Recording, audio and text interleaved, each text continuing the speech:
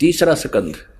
अब भगवान विष्णु अपनी माता दुर्गा की महिमा करते हुए, स्तुति करते हुए कह रहे हैं, तुम शुद्ध स्वरूपा हो, यह सारा संसार तुम्हीं से उद्भासित हो रहा है। मैं ब्रह्मा और शंकर हम सभी तुम्हारी कृपा से विद्यमान है। हमारा आविर्भाव और तिरोभाव हुआ करता है, केवल तुम ही नित्य हो, जगत जननी हो।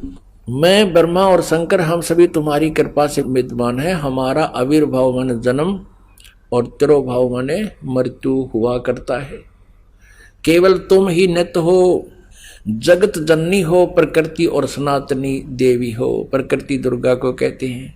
ब्रह्मा विष्णु महेश स्वीकार करते हमारा जन्म और मृत्यु होता है। भगवान शंकर बोले, देवी यदि महाभाग विष्णु तुम ही से प्रकट हुए हैं तो उनके बाद उत्पन्न होने वाले ब्रह्मा भी तुम्हारे ही बालक हुए। फिर मैं तमोगुणी लीला करने वाला शंकर क्या तुम्हारी संतान नहीं हुआ? अर्थात मुझे भी उत्पन्न करने वाली तुम ही हो।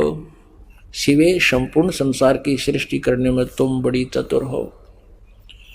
इस संसार की सृष्टि, स्थिति और संहार में तुम्हारे गुण सदा समर्थ हैं। उन्हीं तीनों गुणों से उत्पन्न हम ब्रह्मा विष्णु एवं शंकर नियमानुसार कार्य में तत्पर रहते हैं। पुण्यात्माओं, इस पवित्र श्रीमद् देवी भागवत ने यानी देवी पुराण ने अब चंद पंक्तियों में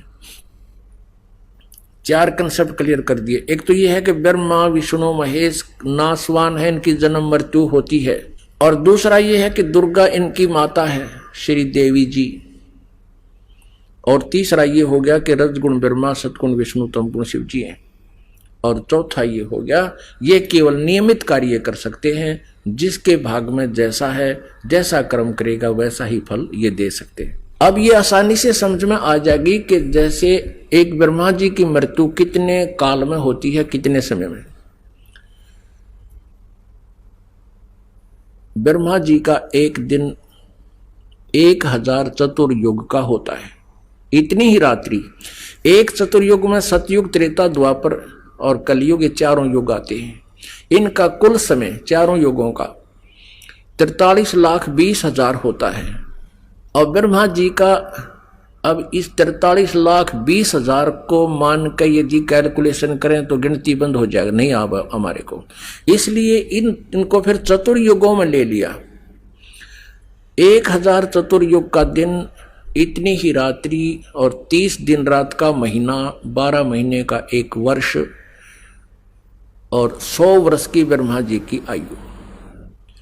और ब्रह्मा जी की मृत्यु होगी। फिर इसी प्रकार इससे 7 गुना विष्णु जी की आयु, विष्णु जी की भी मृत्यु होगी।